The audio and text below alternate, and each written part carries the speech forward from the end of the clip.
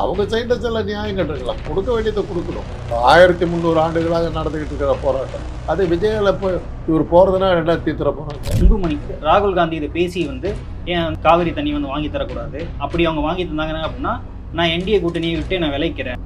அவங்க தன்னுடைய ஆட்சியை கை விட்டுட்டு உங்களுக்காக தண்ணி கொடுத்துட்டு போவாங்களா? அதெல்லாம் சும்மா அதனால ஸ்டண்ட்டு போய் பேச வேண்டியதாங்க. விஜய் போகிறதுனால பெருசாக சாதிச்சிருவாருன்னு நான் எதிர்பார்க்கல. இன்னைக்கு ஒரு ஏதோ சாதிச்சதான் தெரியல. இதுலேயும் செந்தில் பாலாஜி மேலே இடி ரைடு இருந்தது, இந்த டிரான்ஸ்ஃபார்மர் முறைகேடாக கொள்முதல் பண்ணது, அந்த வழக்கு வந்தது. அரசு வேலை வாங்கி தரேன்னு சொல்லி ஏமாத்திட்டார், இந்த வழக்கு இருந்தது. செந்தில் பாலாஜி கைதாவாரா ஆகிறதுக்கான சான்ஸ் இருக்கு. பிபிஎஸ்சி லஞ்ச ஒழிப்புத்துறை அவங்க தானே கையில் எடுத்துருக்காங்க. லஞ்ச ஒழிப்புத்துறை என்கிட்ட தாங்க இருக்குது யோஜனா. கேஸே உண்மையாலதான். அப்புறம் நீயே லஞ்ச ஒழிப்புத்துறை வச்சிருந்தாங்க எப்படி? கரூர் விஷயத்துல இருந்தே செந்தில் பாலாஜி மேல அவருக்கு ஒரு ஆத்திரமும் வெளியே இருக்கு. சொல்லி சொல்லி அடிப்பார், அவர் ஏற்று நிற்கவே முடியாது. அந்த அளவுக்கு செந்தில் பாலாஜியை கட்டாப்பாரு. இப்போ பட்ஜெட் வரப்போகுது, டாஸ்மாக்லாம் தனியார் மயம் பண்ண போகிறாங்க. அவர் டாஸ்மாக மூடினாருங்க. 32 கோடி ரூபாய் இம்மீடியட் லாஸ். பட்ஜெட் சமயத்தில் லாஸ் வந்ததுன்னா என்ன ஆகுது? 10,000 ரூபா நீங்கள் சம்பாதிப்பீங்க, கவர்மெண்ட்டுக்கு 100 ரூபா தான். அதிகாரி வீட்டில் ஒய்ஃபை பார்த்துட்டு வந்துட்டா முடிஞ்சு போகுது, கதை ஓவர். தமிழ் மின் நேயர்களுக்கு வணக்கம். இன்று நம் நேர்காணலில் இணைந்திருப்பவர் மருத்துவர் மற்றும் அரசியல் விமர்சகர் மரியாதைக்குரிய திரு காஞ்சராஜ் அவர்கள். வணக்கம் சார். காவிரி நீர் பிரச்சனை, மேகதாது அணை விவகாரம், ஆக்சுவலாக முதல்வர் விஜய் போவாரா மாட்டாரா அப்படின்ற மாதிரி ஒரு பெரிய கேள்வி இருக்குது. நிறைய பேர் தமிழ்நாட்டில் விஜய் அவர்கள் போகக்கூடாது, நிறைய வாட்டி நம்மளோட உரிமையை கர்நாடகா மறுத்துருக்கு, இந்த பயணத்தால் ஒரு புண்ணியமும் இருக்காது, ஸோ அதனால் சட்டப்பூர்வமாக அனுப்புவோம், போக தேவை அப்படின்ற மாதிரி சொல்கிறாங்க. ஆனால் கர்நாடகாவில் நிறைய விஜய் வரப்போகிறாரு அப்படின்ற மாதிரி ஏற்பாடுகள்லாம் பண்ணிகிட்டு இருக்காங்க. ஆகஸ்ட் 3 திங்கக்கிழமை விஜய் வந்துருவார் அப்படின்னு சொல்லிட்டு அங்கே நிறைய ஏற்பாடுகள் தீவிரமாக பண்ணிகிட்டு இருக்காங்க. இங்கே இந்த மாதிரி இருக்குது. ஆக்சுவலாக அவங்க சைட்லேருந்து பெருசாக போகிறாரா மாட்டாரா அப்படின்ற மாதிரி உறுதிப்படுத்தலை. அமைச்சர் ராஜ்மோகன் அது விஜய் அறிவிப்பார் அப்படின்ற மாதிரி சொல்லிட்டாங்க. ஆக்சுவலாக இது எப்படி சார் பார்க்குறீங்க? இது காலகாலமாக நடக்கிறது, இன்றைக்கி நேத்தா நடக்குது. ஆக்சுவலாக குடகு நம்மளோட இருந்தது. குடகுல தான் காவேரி ஆரம்பிக்கிற குடகு மணிப்பால் இதெல்லாம் மெட்ராஸ் ப்ராவின்ஸோட தான் இருந்தது. கொடிவாரி இது பிரிக்கும் போது அந்த நேரத்தில் இந்த காங்கிரஸ்காரங்க ஆட்சியில் இருந்து விட்டு கொடுக்காம இருந்திருந்தாக்கா கொச்சி மலபார் இதெல்லாம் நம்மளோட இருந்திருக்கும். இது குடகெல்லாம் இருந்திருக்கும். காவேரியில் கர்நாடகா கை வச்சிருக்க முடியாது, அங்கேயே நிறுத்திடுவோம்னா நம்ம சொல்லியிருக்கலாம். அந்த மாதிரிலாம் பண்ணியிருக்கலாம். அதெல்லாம் விட்டுட்டோம். அது மாதிரி இந்த காங்கிரஸ் ஆட்சி காலத்தில் முல்லை பெரியாறு, இந்த காவேரி இதெல்லாம் அவங்க காலத்தில் ஆரம்பித்த பிரச்சனை தான். கர்நாடகாவுக்கு இருக்கிற ஒரு பெரிய பிரச்சனை என்னன்னா, அவங்களுடைய தலைநகரம் பெங்களூரில் தண்ணியே கிடையாது. தெரியுமில்ல உங்களுக்கு? தெரியுமா? கிணறே கிடையாது, குடிக்கிற தண்ணி கிடையாது. காவேரி கண்ணம்பாடி அணையிலேருந்து தண்ணி வந்தால் தான் பெங்களூருக்கு தண்ணி. அதனால தான் அவங்க தடுமாறுறாங்க. இந்த காவேரி அப்படியே ஃபுல்லாக விட்டாக்கா அந்த தண்ணி புறா போச்சுன்னா பெங்களூர் மனுஷன் இருக்க முடியாது. குடிக்கிறதுக்கு பல் வளர்க்குறதுக்கு கூட தண்ணி இருக்காது. அது மாதிரி ஊர் அது பூரா பாறை. 300 அடி 400 அடி தோடுனீங்கன்னா கூட தண்ணி வராது. அந்த மாதிரி பூமி அது. அந்த இடத்துல அந்த ஊரை கட்டி வச்சுருக்கிறான். அதனால தான் அவங்க பெங்களூர் அடிபட்டு போடுங்கிறதுக்கு தான் அவங்க இது பண்ணுறாங்க. அவங்க சைடில் சில நியாயங்கள் இருக்கலாம், கொடுக்க வேண்டியதை கொடுக்கணும். இது ஆனால் இன்றைக்கி இது நான் சொன்ன மாதிரி 1300 ஆண்டுகளாக நடந்துக்கிட்டு இருக்கிற போராட்டம், அது அவ்வளோ சுலபத்தில் நிற்காது. இந்த காவிரி பிரச்சனைங்கிறது ஜென்மத்துக்கு நடந்துக்கிட்டு இருக்கும். அது காவிரி நதி ஓடுற வரையிலும் தமிழ்நாடு கர்நாடகான்னு 2 ஸ்டேட் இருக்கிறவங்களும் இந்த பிரச்சனை இருந்துக்கிட்டு தான் இருக்கும். அது விஜயால போய் இவர் போகிறதுனா என்ன தீர்த்துற போகிறாங்க, போய் என்ன பண்ண போகிறாருங்கிறது. இதுக்கு முன்னாடி எம்ஜிஆர் போனப்போ பேச்சுவார்த்தை நடத்துகிறப்போ ஒரு தற்காலிக தீர்வு கொண்டு வந்தாங்க அப்படின்ற மாதிரி சொல்ல. ஆமாம், பண்ருட்டி ராமச்சந்திரனோட போனார், ஒரு தற்காலிக தீர்வு ஒன்று கொண்டார். ஸோ அந்த மாதிரி இப்போ வர வாய்ப்பு இருக்குது. அன்னைக்கு இருந்த நிலைமை வேறு. அன்னைக்கு இந்த பிரச்சனையை நமக்கு வேணாம்னு சொல்லிட்டு தான் அந்த கிருஷ்ணா நதி சென்னைக்கு கொண்டு வர ஸ்கீமை எம்ஜிஆர் கொண்டார். அது மாதிரிலாம் இருக்குது நமக்கு. இவர் அடுத்த எம்ஜிஆர்னு சொல்கிறாங்க, ஸோ அந்த மாதிரி இவர் போனாலும் நடக்கும் அப்படின்ற மாதிரி. எம்ஜிஆர்னு சொல்கிறது நடிகருங்கிறதுக்காக சொல்லிட்டு இருக்காங்க. மற்றபடி எம்ஜிஆருக்கு இவருக்கு என்ன சம்பந்தம்? முழுசாக அரசியல், ஏன்னா இப்போ அடுத்த வருஷம் கர்நாடகாவில் தேர்தல் வரப்போகுது. ஸோ அதுக்காக அங்கே இருக்க அரசியல்வாதிகள் இது கையில் எடுக்கிறாங்க அப்படின்ற மாதிரி சொல்லப்படுது. இப்போ ரிலீஸ் ஆன விஜய் அவருடைய ஜனநாயகன் படத்தோட போஸ்டர்லாம் கிழிச்சு போராட்டம்லாம் பண்ணிக்கிட்டு இருக்காங்க. இப்போ அன்புமணி பாமக அவங்க ஒரு கேள்வி எழுப்பியிருக்காங்க. அதாவது இங்கே காங்கிரஸ் தாவேக்கா ஆட்சியில் கூட்டணியில் இருக்குது, அதே போல் அங்கேயும் காங்கிரஸ் தான் ஆண்டுகிட்டு இருக்கு. ராகுல் காந்தி இதை பேசி ஏன் காவிரி தண்ணி வந்து வாங்கி தரக்கூடாது, அப்படி அவங்க வாங்கி தந்தாங்க அப்படின்னா நான் என்டிஏ கூட்டணியை விட்டு நான் விளைக்கிறேன் அப்படின்னு சொல்லி காங்கிரஸுக்கு சவால் விட்டுருக்காரு. அது எல்லாம் எல்லா கட்சியும் சொல்கிறது தாங்க. திமுக வந்து காங்கிரஸோட கூட்டணியில் தான் இருந்தது. அப்போவும் காவிரி பிரச்சனை இருக்கத்தான் செஞ்சுது. அந்த ஊரில் காங்கிரஸினுடைய நிலைமை வேறு, இந்த ஊரில் காங்கிரஸினுடைய நிலைமை வேறு. அதெல்லாம் வச்சுக்கிட்டு பேசுறது அர்த்தம் இல்லை. அவங்க தன்னுடைய ஆட்சியை கைவிட்டுட்டு உங்களுக்காக வந்து தண்ணி கொடுத்துட்டு போவாங்களா? ஆனால் அதெல்லாம் சும்மா அதெல்லாம் இந்த ஸ்டண்ட்டு போய் பேச வேண்டியது. இதெல்லாம் சும்மா ஸ்டண்ட்டு பேசிக்கிட்டு இருக்கலாம். என்ன பண்ணணும்னா நம்ம வந்து காவிரியை நம்பி இனிமேல் வந்து விவசாயம் பண்ணுறத கொஞ்சம் குறைக்கணும். இன்றைக்கி வந்து பல்வேறு வகையான புது டெக்னாலஜி வந்துருக்கு. அமெரிக்காவில் நான் பார்த்தேன், தரைய மண்ணே தேவையில்லாமல் ஆகாயத்திலே இந்த கூரையிலேருந்து பயிர்கள் எல்லாம் கட்டி தொங்க விட்டுட்டாங்க. வேரெல்லாம் அப்படியே வெளியிலே இருக்குது. அந்த வேரில் வந்து சிப்ஸ் வச்சுருக்காங்க, மைக்ரோ சிப்ஸ். அந்த சிப்ஸு வந்து காற்றுல இருக்கிற நைட்ரஜன், ஆக்சிஜன் இதை எல்லாத்தையும் இழுத்து வேரில் கொடுக்குது. அது வளருது, காயெல்லாம் காய்ச்சிருக்கு, பூத்து இருக்குது. தண்ணியும் தேவையில்லை, நிலமும் தேவையில்லைன்னு காட்டியிருக்காங்க. இதை நான் பார்த்தது 30 வருஷத்துக்கு முன்னாடி. அந்த மாதிரியான சூழ்நிலை வந்துடுச்சு. அப்படி வரும்போது காவிரி தண்ணி நமக்கு தேவையில்லாம் போகலாம். எதிர்காலத்தில் விவசாயத்துக்கு தண்ணி தேவையில்லாம் போகலாம். கணினி முறை வந்ததுக்கு பிறகு செயற்கை முறையில் நம்ம பல விஷயங்கள் நம்ம செய்ய முடியும். அதனால் அதெல்லாம் செய்கிறதுக்கான வாய்ப்பு வந்துருச்சுன்னா இந்த பிரச்சனைக்கு அப்புறம் தான் ஒரு தீர்வு வரத்துக்கு வாய்ப்பு இருக்குது.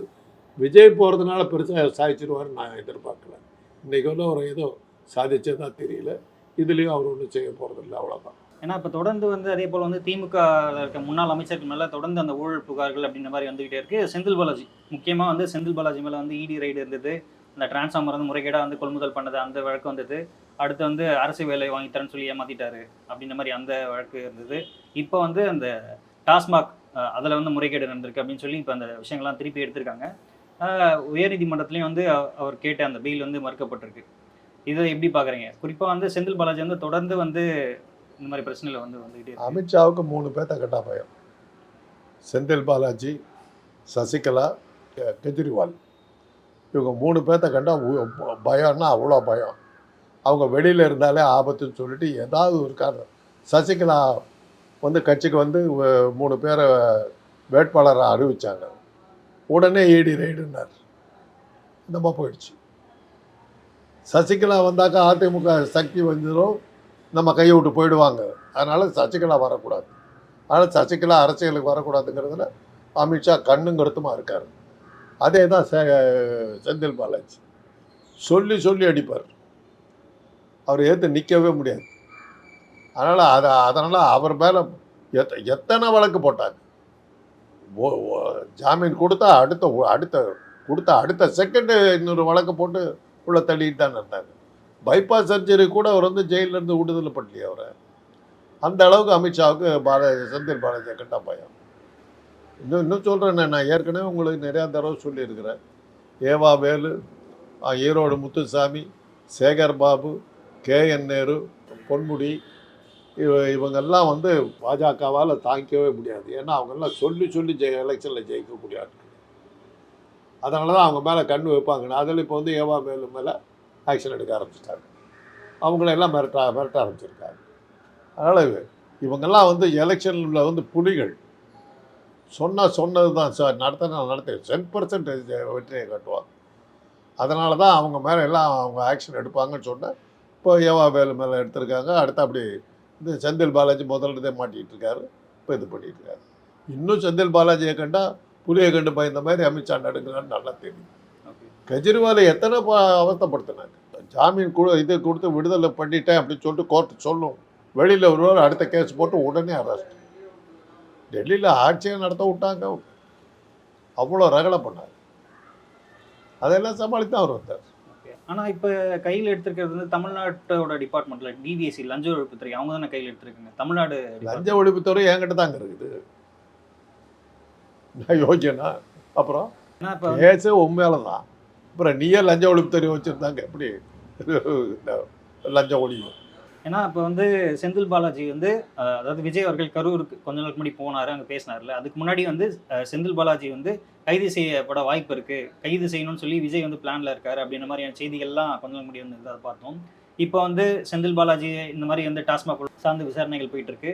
ஒரு பக்கம் இப்போ பட்ஜெட் வரப்போகுது, அதில் வந்து டாஸ்மாக்லாம் வந்து தனியார் மயம் பண்ண போகிறாங்க அப்படின்ற மாதிரியான விஷயங்கள்லாம் வெளியே வருது. ஸோ இது சார்ந்து ஏதாவது இருக்குமா? அவர் டாஸ்மாக மூடினாருங்க. 32 கோடி ரூபாய் இம்மீடியட் லாஸ். பட்ஜெட் சமயத்தில் லாஸ் வந்ததுன்னா என்ன ஆகுது? டாஸ்மாக தனியார்கிட்ட விட்டு எவ்வளோ முடியுதோ. டாஸ்மாகே வந்து ஜெயலலிதா தான் டாஸ்மாக கொடுத்தாங்க. ஏன்னா தனியார்கிட்ட விட்டாக்கா அவங்க வந்து ஏழை வந்து குறைச்சி எடுத்துக்கிறாங்க. 1000 ரூபாய்க்கு போகிற ஒரு கடையை வந்து 500 ரூபாய்க்கு எடுக்க ஆரம்பித்தாங்க. கூட்டு சேர்ந்துக்கிட்டாங்க. 500 ரூபாய்க்கு மேலே விலையை அறுத்த விடாம பண்ணி இவனுங்க கொண்டு அடித்தானுங்களோ கவர்மெண்ட்டு காசு வரல. அதனால தான் அது வந்து கவர்மெண்ட்டே எடுத்துச்சு. நாங்களே கடையை நடத்துகிறேன்டான்னு. பூரா லாபமும் அரசாங்கத்துக்கு வந்தது. இன்றைக்கி அதை திருப்பி எடுத்துட்டாருனாக்கா அது மறுபடியும் அந்த தனி ஆளுங்க. இப்போ நான் எடுத்துக்கிறேன்னு வச்சுக்கேன். நான் வச்ச எங்கள் செட்டுன்னு நீங்கள் நான் எல்லாம் ஒரு செட்டாக சேர்ந்துக்கிட்டு இந்த கடைக்கு 100 ரூபாய்க்கு மேலே விலை ஏற்றக்கூடாது, பார்த்துக்கலாம், நமக்குள்ளார வச்சுக்கோன்னு சொல்லி ஒரு சிண்டிகேட் போட்டோம்னா ஒன்றும் பண்ண முடியாது. 100 ரூபாய்க்கு நீங்கள் எடுத்துக்குவீங்க, 10,000 ரூபா நீங்கள் சம்பாதிப்பீங்க, கவர்மெண்ட்டுக்கு 100 ரூபா தான் கிடைக்கும். அதுக்காக தான் டாஸ்மாக்கு அந்த ஜெயலலிதா கொண்டாங்க. அந்த பர்பஸ் இன்றைக்கி அடிபட்டு போகுது. இதெல்லாம் அடிப்படை பொருளாதாரம். ஏன்னா இப்போ இவங்க வந்து என்ன பெரிய காரணம் சொல்றாங்கன்னா, அதில் வந்து அவ்வளோ முறைகேடுகள் இருக்கு. ஸோ அதனால முறைகேடுகள் இல்லாததே கிடையாதுங்க. முறைகேடுகள் எதில் இல்லை? அதை சீர்படுறதுக்கு அதை சரிப்படுத்திக்கிட்டு நடத்தணுமே ஒழிய அது முறைகேடு இருக்கிறதுக்கு. இப்போ ரயிலில் தண்டவாளத்தில் தலையை கொடுத்து பல பேர் செத்து போகிறான். ரயிலில் நிறுத்திடுவீங்களா? முறைகேடுகள் நடக்குது, பல பேர் தற்கொலை பண்ணிக்கிறான், ரயிலில் நிறுத்திடுவீங்களா? அதை ஒன்றும் பண்ண முடியாது. இந்த மாதிரி ஒரு இது இருந்துக்கா அது நடக்கத்தான் செய்யும். பிளேனில் போகிறோம் உளுந்து செத்து போகிறாங்க, அதனால் பிளேனை போகிற தடை பண்ணுவீங்களா? இதெல்லாம் வந்து அந்த அந்த டெக்னாலஜி வளர அதில் இருக்கக்கூடிய ஆபத்துகள் வரத்தான் செய்யும். எலக்ட்ரிக் ஷாக் அடிக்குது, அதனால் எலக்ட்ரிசிட்டியை நிறுத்திடுவீங்களா? என்ன சொல்லுங்கள்? இதெல்லாம் நடக்கிற காரியம் இல்லை. குறைகளை குறைக்கத்தான் முடியுமே ஒழிய நீக்கவே முடியாது. அதை ஞாபகம் வச்சுக்கிட்டு இப்போ நிறைய குறைகள் இருக்குதுன்னாக்கா 500 குறைகள் இருக்குதுனாக்கா அதை 300 குறைக்கலாமே ஒழிய குறைகளே இல்லாமல் நீங்கள் ஆட்சி நடத்தவே முடியாது. எந்த இதை நிர்வாகத்தில் குறைகள் இருந்து தான் தீரும். அதெல்லாம் சமாளிச்சுட்டு தான் ஓட்டணும். அதை எப்படி ஓவர் கம் பண்ணுறதுங்கிறதுக்கு வழி. ஏன்னா இன்னொரு தரப்பு வந்து இந்த மாதிரி கேள்வி கேட்குறாங்க. அதாவது கவர்மெண்ட் கையில் இருக்கும்போதே வந்து இந்த பிரச்சனைகளை வந்து கவர்மெண்டால் பார்க்க முடியல அப்படின்னா தனியார் கிட்ட போகும்போது மட்டும் எப்படி ஒன்றும் பார்க்க முடியாது, ஒன்றும் பண்ண முடியாது. அதிகாரி தானே போவான். அதிகாரி வீட்டில் அவங்க ஒய்ஃபை பார்த்துட்டு வந்துட்டா முடிஞ்சு போகுது. என்ன அப்புறம் என்னத்துக்கு என்ன ஆக்ஷன் எடுத்துருவாங்க அதிகாரி? அதுக்கப்புறம் வீட்டில் போய் சோத்திங்க வேணா, கொண்டாடி போடுவோம்ல சோறு. தனியார் மயம் ஆக்குனீங்கன்னா அதிகாரிகிட்ட போய்டும். அதிகாரிகிட்ட போச்சுன்னா கதை ஓவர். அவ்வளோ. இப்போ வந்து செந்தில் பாலாஜிக்கு வந்து இப்போ இந்த பெயில் வந்து கேன்சல் ஆனோன்னு நிறைய விஷயங்கள் பேசப்பட்டது. அதாவது செந்தில் பாலாஜி வந்து கைதாவாரா அப்படின்ற மாதிரி பேசுகிறாங்க. ஏன்னா அதுக்கு முன்னாடி வந்து டிவிஎஸ்சி வந்து பெருசாக யாரையும் கைது, அதாவது அமைச்சர்கள் இந்த மாதிரி இருக்கவங்க வந்து பெருசாக கைது பண்ணதில்லை. ஒரு கேஸ் மட்டும் போட்டு விட்டுருவாங்க. இதே அதிகாரிகள் யாராவது சிறிய லெவலில் ஊழியர் யாராவது இந்த மாதிரி முறைகேட்டில் ஈடுபட்டால் கைது பண்ண வாய்ப்பு இருக்குது அப்படின்ற மாதிரிலாம் சொல்லப்படுது. செந்தில் பாலாஜி கைதாவாருன்னு பார்க்குறீங்களா? ஆகிறதுக்கான சான்ஸ் இருக்குது, நிறையா சான்ஸ் இருக்குது. அவருக்கு அந்த கரூர் விஷயத்துலேருந்தே செந்தில் பாலாஜி மேலே அவருக்கு ஒரு ஆத்திரமும் வெறிய இருக்குது. பட் இன்றைக்கி அது கரூர் தான் ஒரு கணக்கு காட்டிவிட்டார். ஓகே, அவங்க சொன்ன அந்த இன்னும் அந்த கணக்கு வந்து தீர்க்கிற வெயிட்டிங். நான் கொடுத்தேன், நீதிமன்றம் தடுத்துருச்சுன்னு சொல்லி தப்பிச்சுக்கிட்டாரு. அதான் ஜெயலலிதா எப்படி காவேரிக்கு பண்ணிச்சு அதே தான் இப்போ இவர் பண்ணுறாரு. இவர் கொடுக்குறாரா, அது நீதிமன்றம் நிறுத்திருச்சான். அது சட்டபூர்வமாக நடக்குமா? அது அரசாங்க உத்தியோகத்துக்கு நேரடியாக நீங்கள் அப்பாயிண்ட் பண்ண முடியுமா? இது தெரியாமல் ஒருத்தர் வந்து சீஃப் மினிஸ்டர். இப்படி தேடி பார்க்குறோம், சீஃப் மினிஸ்டருக்கான அடையாளமே காணும். ஏன்னா அவங்க இப்போ வந்து அதையும் சுப்ரீம் கோர்ட்டில் வரைக்கும் அப்பீல் போயிருக்காங்க. அப்பீல் எல்லாம் நடக்காதுங்க. யூனியன் கவர்மெண்ட்டில் இது வேணும்னாக்கா யூபிஎஸ்சி எழுதணும், தமிழ்நாடு கவர்மெண்ட்டில் வேணா டிஎன்பிஎஸ்சி எழுதணும். அதை பாஸ் பண்ணால் தான் உள்ளே வர முடியும். அதுதான் ரூலு, அதுதான் அரசியல் சட்டம். அரசியல் சட்டத்தையே மாற்றணும். அது எப்படி சுப்ரீம் கோர்ட்டை இது பண்ணிவிடும்?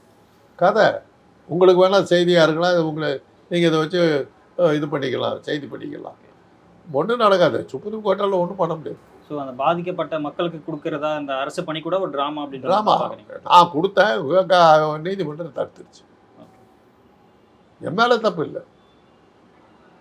150 கோடி ரூபா வாங்குறாரு ஒரு படத்துக்கு. 41 பேர் தானே இறந்தாங்க. ஆளுக்கு 1 கோடி கொடுத்தது தான் 41 கோடி தானே போயிருக்கு. 2 கோடியே கொடுத்துருங்க, 80 கோடி தானே போயிருக்கு. மிச்சம் 70 கோடி உங்கள் கையில் இருந்திருக்கணும். கொடுக்கலையே. நீ அரசாங்கத்தில் வேலை வாங்கி கொடுக்குற, அரசாங்க சம்பளம், பொதுமக்கள் வரி பணத்தை எடுக்கிற, ஊழலை ஒழிக்கிற உத்தமர். கொளத்தூரில் மு.க. ஸ்டாலின் அவர்கள் தோற்ற பிறகு வந்து திருப்பி வந்து அங்கே இருக்க 14 இவிஎம் மிஷின்கள் வந்து முறைகேடு நடந்திருப்பதாக சந்தேகித்து சரிபார்க்காக இப்போ திருப்பி வந்து இந்த பணி நடந்துகிட்டு இருக்கு. ஆக்சுவலாக இந்த சரிபார்ப்பு திமுகவுக்கு இல்லை ஸ்டாலின் அவர்களுக்கு பயன் தரும்னு நினைக்கிறீங்களா? தெரியாது. ஏன்னா நான் குளத்தூரில் போய் கேட்டபோது யாரை கேட்டாலும் நாங்கள் ஸ்டாலினுக்கு தான் சார் ஓட்டு போட்டோம், எப்படி அவர் தோத்தாருன்னு எங்களுக்கு புரியலன்றாங்க. அவ்வளோ தூரத்துக்கு ஸ்டாலினுக்கு ஆதரவு அங்கே அவ்வளோ பெருசாக இருக்குது. அதுக்கப்புறம் அவர் தோற்றுருக்காருனாக்கா அமித்ஷாவினுடைய கைங்கறி எதை பெருசா. நான் தான் சொல்கிறேன்னே, ஏவிஎம் இருக்கிற வரையிலும் அமித்ஷாவும் ஞானேஷ்குமாரும் என்ன நினைக்கிறாங்களோ அதுதான் ரிசல்ட்டு. மக்கள் ஓட்டு போட்டு தேர்ந்தெடுக்கிறதுங்கிறதால சும்மா பேச்சு. நான் தான் சொல்கிறேன், சிப்பு இப்படி எடுத்துகிட்டு இப்படி சொருவினீங்கன்னா முடிஞ்சு போச்சு ரிசல்ட்டு. அதனால் இது அப்போ வந்து நம்ம ராகுல் காந்தி திட்டோட ஆதாரபூர்வமாக நிரூபித்தார். ஓட் சோர்னு இன்றைக்கி கூட சொல்கிறாரு. நீங்கள் அதுக்கப்புறம் என்ன நடவடிக்கை எடுத்தீங்க? திருடங்கிறத கண்டுபிடிச்சிட்டீங்க, திருடனையும் கண்டுபிடிச்சிட்டீங்க. அதுக்கப்புறம் திருட மேலே என்ன நடவடிக்கை எடுத்தீங்க? இந்த திருட்டை தடுக்கிறதுக்கு என்ன நடவடிக்கை எடுக்கிறது? அதுதானே ராகுல் காந்தி கிட்ட நமக்கு அந்த கோவம். திருடுறதை கண்டுபிடிச்சிட்ட, தடுக்க வேண்டாமா? அதை தடுக்கலையே. நீ பேசாம உட்காந்துட்டு இருக்க. ஆனால் இந்த அரசியல் கட்சிகள்லாம் ஒன்றா சேர்ந்தா அந்த ஈவிஎம் உலகம் முழுவதும் எங்கேயுமே ஈவிஎம் கிடையாது, இந்தியாவை தவிர. இங்கே இது அமித்ஷாவுக்கு நல்லா வசதியாக போச்சு, விட்டு விளையாடுறாரு. இந்த விஷயங்கள்லாம் ஸ்டாலின் அவர்களுக்கும் தெரிஞ்சிருக்கும். ஆனால் அவர் என்ன கணக்கு போட்டிருப்பாரு? இந்த மாதிரி திருப்பி வந்து இந்த வழக்கு போட்டு இந்த மாதிரி சரிபார்க்கும் பணி வந்து பண்ணணும் அப்படின்ற மாதிரி ஏதோ ஒரு கணக்கோட பண்ணியிருப்பாங்களே, என்ன கணக்காக இருக்கும்? தனக்கு வெற்றி கிடைக்கும்னு அவர் உறுதியாக இருந்தார். அவ்வளோ தூரத்துக்கு பண்ணாங்க. அதுக்கப்புறமா அவங்கள தோக்கடிச்சிருக்காங்கன்னா ஒரு கருத்து கணிப்பில் கூட விஜய் வந்து ஆட்சிக்கு வருவார்னு சொல்லலை. 5 சீட்டுக்கு மேலே அவர் ஜெயிப்பார் ஒரு கருத்து கணிப்பு கூட சொல்லலை. அத்தனை பேருமா முட்டாளாக இருந்திருப்பாங்க. அதையும் தாண்டி வந்து சீஃப் மினிஸ்டராக வந்து உட்கார்றாருன்னா என்ன அர்த்தம்? அமித்ஷாவும் ஞானேஷ்குமாரும் அவ்வளோ சக்தி வாய்ந்தவர்களாக இருந்திருக்காங்க. தமிழ்நாடு வந்து திராவிட இயக்கத்தினுடைய பிடியிலிருந்து வெளியில் வரணும் அப்படிங்கிறதுக்கு அவங்க போட்ட திட்டத்தின் அடிப்படையில் விஜய்கிற ஒரு ஆளை கொண்டு உட்கார வச்சுட்டாங்க. அதிமுகவில் திமுகவில் அது அமித்ஷாவுடைய வெற்றி, மக்கள் தோல்வி, அவ்வளோதான். தாவிக்க சைட்லேருந்து தமிழ்நாடு ஃபுல்லாக என்னென்னா வந்து திமுக காரங்க பண்ணாங்க, என்ன மாதிரியான ஊழல் பண்ணாங்க, இதெல்லாம் வந்து விஜய் அவர்கள் போய் ஒரு 5 நிமிஷம் பேசினார். அதுக்கே அங்கே குத்து புரட்டா போட்டாங்க அப்படின்லாம் வரைக்கும் வந்து சட்டமன்றத்தில் விஜய் பேசினார். ஸோ இது காரணமாக இருக்காதா? ஊழல் செய்யாத ஒரு உத்தமனை சொல்லுங்க. இவர் யாரை போட்டிருக்காரு? ஸ்பெஷல் ரெப்ரஸன்டேட்டிவ் போஸ்ட்டில் யாரை போட்டிருக்காரு? விஜய். Delhi president KVN. அவர் யார்? அவர் வந்து தெலுங்குக்காரர், கர்நாடகாவை சேர்ந்தவர். இவரை வச்சு படம் எடுத்தவர். அது ஊழல் இல்லையா? பச்சை ஊழல் பட்ட பகலில் அதிகாரப்பூர்வமாக ஊழல் பண்ணுறாரு. இவர் வந்து ஊழலை ஒழிக்க போகிறாரா? அவருடைய நண்பர்கள் அத்தனை பேர்த்துக்கு பதவி கொடுத்துருக்காரு. ஊழல் இல்லையா? பழனி நிலப்பட்டா அது ஊழல் இல்லையா? ஊழலை ஒழிக்கிறேன்னு ஒருத்தன் சொன்னால் நான் அன்றைக்கே சொல்லியிருக்கேன், அவனை போல ஒரு பொய் பேசுகிறவன் எவனும் இருக்க மாட்டான். அரசியலும் ஊழலும் வந்து இரட்டை பிறவிகள், ஒன்றா சேர்ந்து பிறந்தது. அது ஒன்றும் நீங்கள் பண்ண முடியாது. உலகம் முழுவதும் அதுதான். ஆனால் ஊழலை ஒழிக்கிறேன்னு சொல்லிட்டு ஒருத்தன் வரான்னா அது ஃப்ராடு. அதெல்லாம் ஒன்றும் கிடையாது. நாள் தடுக்க முடியல, அவ்வளோதான். அது நேரத்துக்கும் பதில்களுக்கும் நன்றி சார்.